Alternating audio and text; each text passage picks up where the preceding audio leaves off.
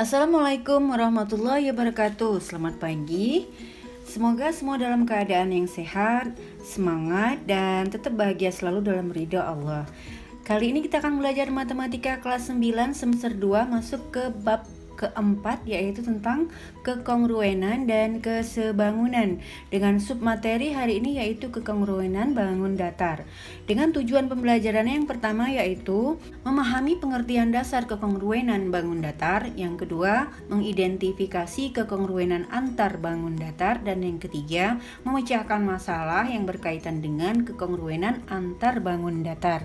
Kita masuk materinya, yaitu poin A, pengertian dasar kekongruenan. Jadi kalian harus bisa membedakan bangun kongruen dan dengan tidak kongruen dengan memahami pengertiannya. Jadi apa itu kongruen? Dua bangun dikatakan kongruen jika memiliki bentuk dan ukuran yang sama. Jadi dalam hal ini sama dan sebangun, sehingga kedua bangun itu akan tepat saling menutupi atau berhimpit. Jadi kalau kalian lihat, perhatikan pada contoh di gambar. Di sini ada dua buah persegi dan dua buah segitiga. Perhatikan di sini A dan B, karena keduanya sama-sama memiliki ukuran sisi yaitu 5 cm. Kemudian kalau kalian himpitkan, tumpukan, akan saling menutupi, akan saling berhimpit, sehingga bisa dikatakan bahwa A kongruen dengan B. Jadi karena disebabkan bentuk dan ukuran yang sama, maka A kongruen dengan B dapat dinotasikan dengan A kongruen B. Jadi di sini ada tanda sama dengannya, dan kemudian ada seperti huruf S terbalik di sini. Jadi ini adalah notasi bentuk bahwa bangun A sama bentuk dan ukurannya dengan bangun B. Nah, sekarang kita lihat lagi di sini. C kongruen dengan B, kalian perhatikan gambar segitiganya. Karena bentuk dan ukuran bangun C itu sama dengan D, maka dinotasikan bahwa C kongruen dengan D. Walaupun posisinya diputar seperti ini, tapi setelah dihimpitkan maka bangun C akan tertutup oleh bangun D.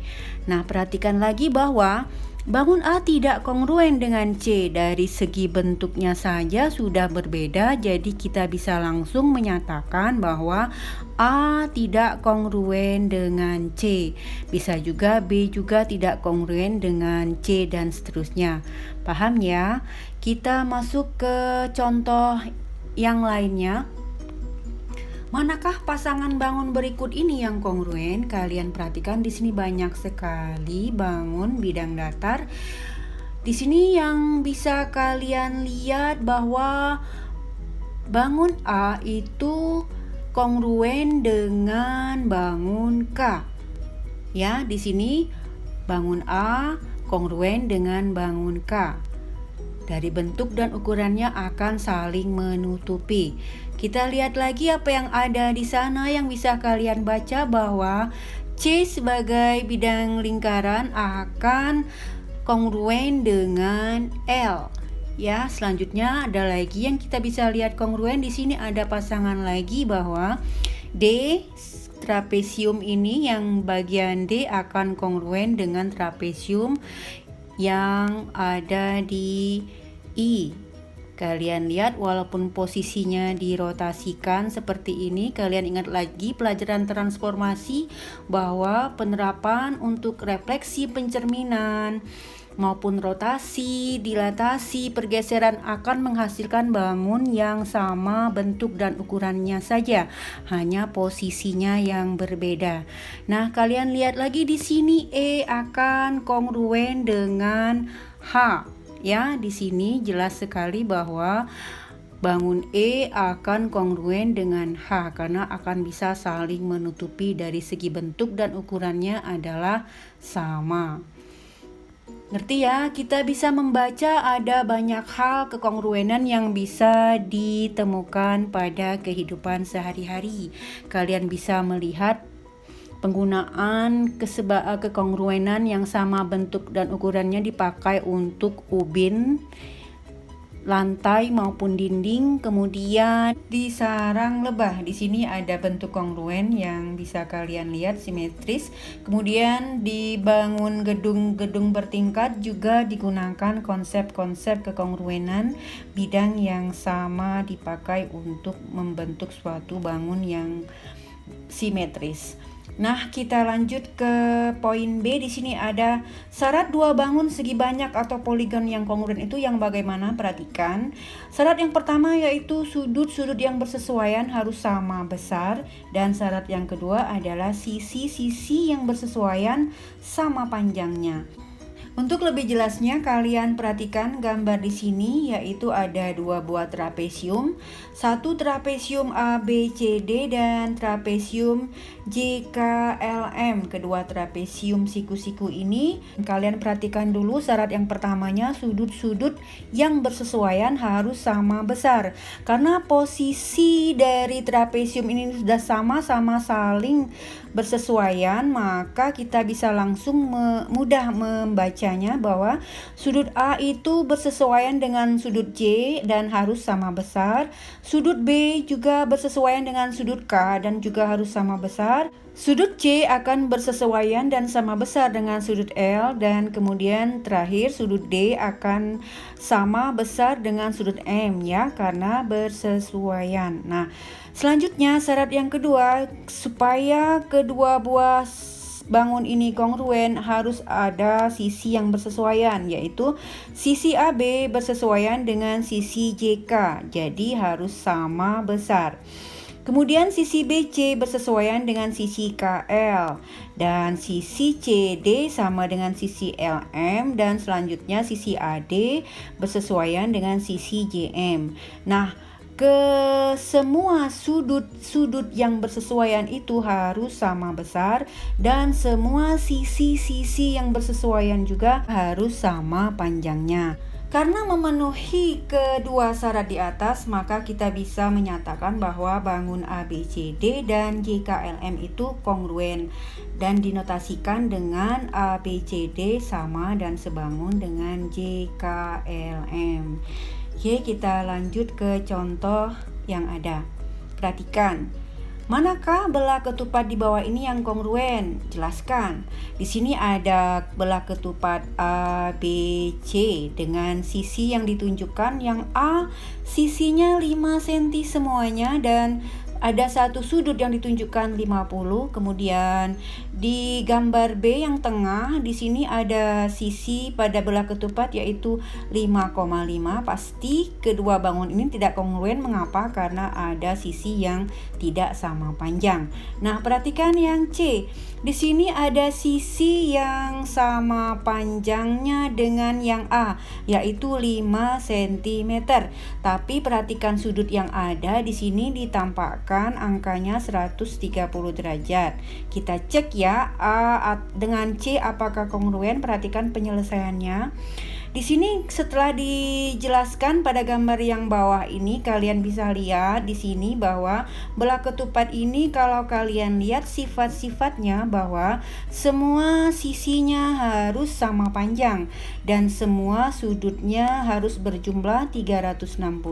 Selanjutnya syarat yang harus kalian pahami bahwa pada belah ketupat sudut-sudut yang berhadapan harus sama besarnya. Nah, setelah kalian jelaskan angka yang ada di sini, lihat, perhatikan bahwa belah ketupat yang A dan C itu memiliki bentuk sudut yang bersesuaian sama, yaitu ada sudut yang 50 derajat dan 130 derajat. Jadi kedua belah ketupat untuk A dan C adalah kongruen karena dengan alasan sisi-sisi yang bersesuaian sama panjang dan sudut-sudut yang bersesuaian juga sama besarnya. Ngerti ya? Kita lanjut ke yang C. Menentukan panjang sisi dan besar sudut yang belum diketahui. Perhatikan gambar. Di sini jika kedua persegi panjang ini kongruen, tentukan panjang sisi yang ditanyakan. Perhatikan dua gambar persegi panjang ini, kalau kongruen berarti sama bentuk dan ukurannya. Lihat sisi-sisi yang bersesuaian, bahwa sisi Y akan bersesuaian dengan nilai, yaitu pada angka 7 cm. Kemudian sisi X akan bersesuaian dengan sisi yang panjangnya 20 cm. Ya, bisa langsung kita tentukan panjang X dan Y-nya dengan mudah. Ngerti ya? Kita lanjut ke contoh berikutnya. Ada dua buah segitiga. Dua segitiga berikut ini kongruen, tentukan nilai A dan B. Nah, kalau kongruen berarti semua sudut yang bersesuaian sama besarnya dan semua sisi yang bersesuaian juga sama panjangnya. Kedua sebuah segitiga ini memiliki sudut yang bersesuaian sama besar dan sisi yang bersesuaian sama panjang. Kita bisa membaca bahwa nilai A akan bersesuaian dengan sudut sebelah kanan, yaitu 80 derajat. Posisinya hanya diputar saja. Selanjutnya, untuk menjawab yang B, kalian harus mencari nilai sudut ketiga pada sisi sebelah kanan. Jadi ingat kembali bahwa jumlah sudut segitiga itu adalah 180 derajat. Nah, sudut yang sudah ditampakkan di gambar sebelah kanan adalah 60 derajat dan 80 derajat. Selanjutnya sudut yang satunya lagi yang kecil ini, yang paling kecil yang di sini nilainya adalah 180 derajat dikurang dari jumlah 60 ditambah 80 derajat. Sehingga kita hitung dapatkan bahwa sudut B itu besarnya adalah yaitu 40 derajat. Ngerti ya? Jadi sudut B bersesuaian dengan sudut di sebelah kanannya, yaitu 40 derajat. Kita lanjut ke contoh berikutnya. Di sini ada, perhatikan gambar. Diketahui trapesium siku-siku ABCD dan trapesium EFGH adalah kongruen. Jika panjang sisi AD sama dengan 12 cm, kemudian sisi DC 13 cm, sisi EF sama dengan 22 cm, maka tentukan panjang EH. Nah, bagaimana untuk menjawab panjang EH? Kalian perhatikan di sini. Langkah penyelesaiannya bagaimana? Bahwa panjang EH itu sama dengan panjang BC. Mengapa? Karena merupakan sisi-sisi yang bersesuaian akibat dari kongruensi. Nah, kemudian buat garis bantu CT. Perhatikan gambar yang di bawah sebelah kanan ini.